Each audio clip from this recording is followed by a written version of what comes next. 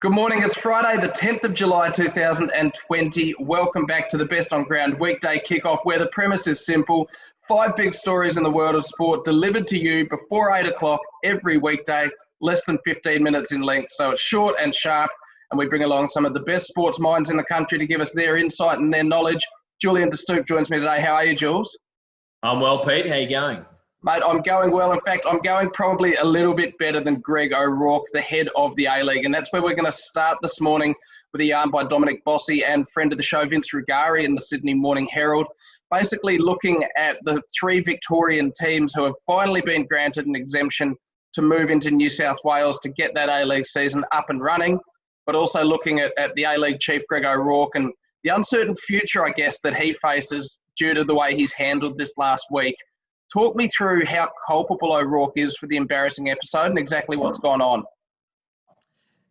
Yeah, this is a really interesting piece by the boys. And look, it's been a bad week for the A-League again, hasn't it? And you feel like we're saying this too much. So basically, I think the thing that really stands out in this article is the fact that the A-League, and Greg O'Rourke is the head of the A-League, so he's got to take responsibility, is they didn't really move on this situation with what was happening in Victoria until Monday. Now, if you compare that to the AFL, and the NRL, they've been ahead of the game in this, and you've got to be, given things move so quickly. The AFL clearly knew that things were going to change pretty dramatically come Monday, and they got their teams out on Sunday. They got them out on Monday. They would have been having these discussions with the government last week, and we've seen the same with the NRL and the V8 Supercar. So they managed to keep their competition going, where the A-League became in jeopardy because the 3 Melbourne teams couldn't get out. They had 2 attempts. Some of these things were beyond their control, a cancelled flight, some fog as well. But at the end of the day, they had to be quicker. They had to be onto this. And, James Johnson had to come over the top, have discussions with the New South Wales government. So, look, it's not the time for change. We've seen changes in the NRL at the top and in rugby, but it's not the time for change. But Greg O'Rourke admits in this article himself that he's put himself under pressure with what's happened this week. So, look, let's hope nothing happens in the short term. The focus has got to be getting this A-League season back up and going. But it just shows, once again, the A-League and the FFA, at times, they're just not quite sharp enough when you compare it to some of the other codes around the country. Yeah, they don't help themselves. I mean, O'Rourke's quotes, I'm going to read a couple before we move on to our next topic. I don't expect any other feedback. I accept that, as in losing his job, is exactly what might even happen, to be honest. If it means in the end people want me to lose my role, that's a possibility. That's for others. But until that happens, if that happens, I'm going to be solely focused on getting that travel exemption. So very brutally honest from O'Rourke, discussing his own mortality in the role, I guess. We don't want to see people lose their jobs. Hopefully the A-League can get this sorted, get the teams in there, get that season finished off, and we can focus on what happens on the pitch. Talking about what's happening on the pitch or on the field, our second story today comes from Courtney Walsh in The Australian. He carries quotes from the Western Bulldogs coach Luke Beveridge, who says that Hawthorn coach Alistair Clarkson wields the whip on rules. I guess we'll go back a sec. Clarkson referring to the AFL as shit canning and the competition and the holding the ball rule not being applied with enough force, basically coming out and criticising the whole competition, the look and feel of the game, and Gil McLachlan, the AFL CEO, seemingly agreeing with him just a few days later.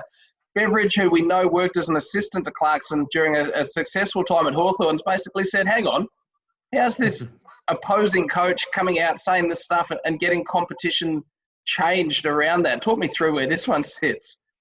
Yeah, it's an interesting one. A bit of background here, as you said, that they work together at Hawthorn. Also, Luke Beveridge is a big one for not changing the rules. So he's been very strong on this for 2 or 3 years now. He was one of the coaches that was really strong about don't bring in 666. He was one that was very vocal about not cutting back the runner. So this all fits into his thoughts about not changing the rules.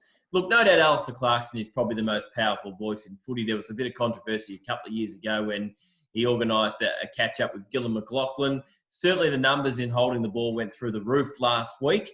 But, look, this happens. There's almost a rule of the week in the AFL. We saw it last night in the game between Geelong and Brisbane. Suddenly, the length of kick, there was a lot of play-on calls for kicks that probably the last few weeks had been paid mark. So look, Luke Beveridge went on to say we shouldn't be changing rules during the season. And we're not changing rules, we're changing interpretations. And I've got no problem with that. And we saw what happened with Sean Burgoyne and Patrick Dangerfield earlier in the season. If something's not quite right, the AFL has an obligation, well within their rights, to change that interpretation. Luke Beveridge is saying that affects the integrity of the competition.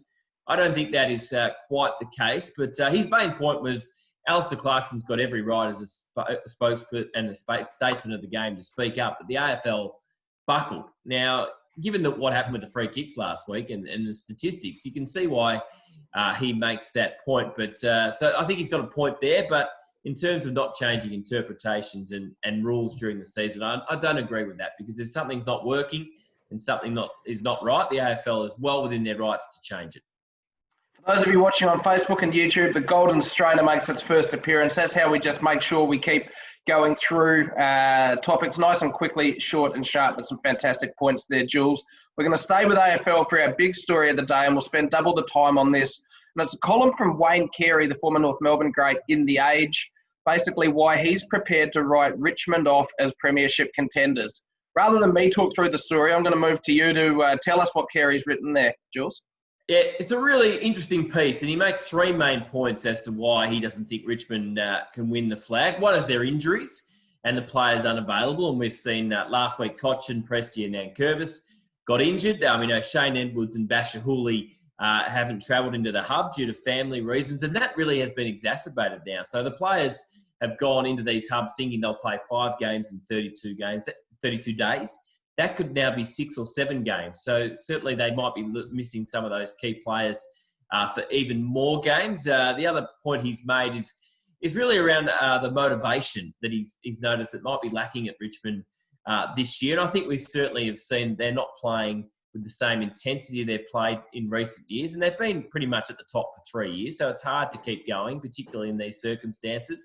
And the central point he makes around that is the language coming out of Jack Riewoldt, who will be the captain in the next few weeks while Trent Cotchin is out. And he spoke very openly this week about he's questioning why he's gone to this hub, given he's got a young family, he's got another child on the way. And his point is that if that's how the captain is feeling, is that going to rub off onto the rest of the group? So he's basically saying he doesn't think Richmond can win the flag this year. It's a bold call. I think they're unlikely to win the premiership this year. Time is not on their side. Last year they had all these injuries.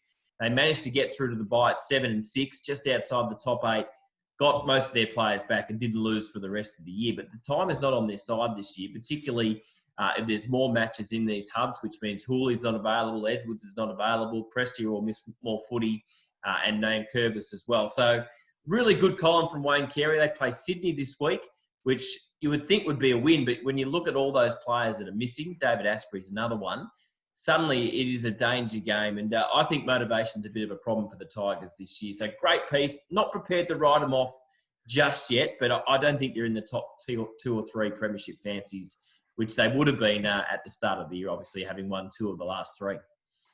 That being said, there are a number of players, you look at their inclusions this week, these are people with points to prove. These are people, there's a number of different stories within that team, from a Camden McIntosh to a Noah Bolter to maybe a Chol, to a Marlion Pickett to a Sydney Stack to a Shea Bolton. There are a number of guys in this team who haven't experienced premiership success, probably would be regulars in most other AFL clubs' 22s. Riley Collier-Dawkins, first round pick 12 months ago, he gets a chance to make his debut, probably would have played earlier at most other clubs. It's a bold call, but could we see some of these younger lights come through and shine? Well, some of them did last year when their senior players were out. And look, they have to. They've got to stand up. I mean, we've all been raving about Marlon Pickett. He didn't fire a shot in his first few games. Everyone thought Sydney Stack was going to come back in, be a really important player to Richmond like he was last year. He hasn't fired a shot as well. Even some of the premiership players that have been dropped, Ivan Soldo, certainly hasn't played to the level he has last year. So you're right. It's a great opportunity for some of these young players and even some established players that have struggled this year to play well. And Jack Riewoldt's another one. As the captain, he hasn't certainly been in the form that he has been the last few years. And look, being away, being together is probably a good thing for Richmond, that they're a pretty tight group and they don't mind their backs to the wall. But I can't see them winning the flag at this stage, but things can change quickly, so I'm not quite prepared to write them off like the Duckies yet. Our penultimate story today, we move to the NRL, and a great piece from Andrew Webster in the Sydney Morning Herald. Bit of a deeper dive into the Canterbury Bulldogs, the situation for that, really proud old traditional club of the competition. Bottom of the table, Coach Dean Pay unsigned beyond this year and expected to probably be shown the door. A roster bereft of stars. They had salary cap trouble when Pay first came in and had to farewell a lot of their top players. But Webster explores the off-field scrutiny around that as well and some of the board machinations. Dean Pay is likely to be the fall guy here, but has this board for the Canterbury Bulldogs been even worse than the disastrous one which preceded it? It's a really good piece, and I think you can certainly read that into it when you look at all the things that have gone on. The Bulldogs, and particularly some issues around player contracts with Josh Reynolds and some other offers that have maybe been a bit slow getting to key players. And look, you'd be worried if you're Dean Pay, wouldn't you? Bottom of the table, out of contract, still not re-signed in this shortened season. And the fact is they play the Broncos this weekend and they're underdogs against the Broncos. Now, we all know how bad the Broncos are going. So if he doesn't get a win this weekend, certainly there will be some pressure on him. It does seem, reading that article and seeing everything that's going on with the Bulldogs, that he seems unlikely to be there next year unless things dramatically change on the field. But it does seem, being a bit removed from it here in Melbourne, but reading the article from Andrew, it seems like a pretty unsettled club. As you say, he came in with sort of almost one hand tied behind his back with the salary cap issues. He's a very popular figure at the Bulldogs. He was a premiership player, which sometimes buys you more time. But I think you're right. I think you summed it up there. He might be the fall guy for a club that is a little bit dysfunctional at the moment, and he just desperately needs some wins. And as we say, if he doesn't get one over the Broncos this weekend, we saw their players in tears last week. Their form is horrendous. That's going to be another step probably closer to him being shown the door. A final story today, and it's a fairly inspirational one, and it's, it's the Boomers star and San Antonio Spurs star, Paddy Mills, who's come out and said he will donate the entire remaining salary he's going to earn for 2020 to fight racism. It's over $1 million Australian dollars. He's going to split that money between Black Lives Matter Australia, the newly formed We Got You campaign, and a third different charity there as well. So all around causes around racism and around empowering Indigenous Australians. And I guess he's done a lot of work in this space previously. We know he's a really parochial Australian and a proud ambassador for his Indigenous heritage. But I guess it signals another example of sport being used as a conduit to sparking greater conversation. Just how important is this donation from Paddy Mills?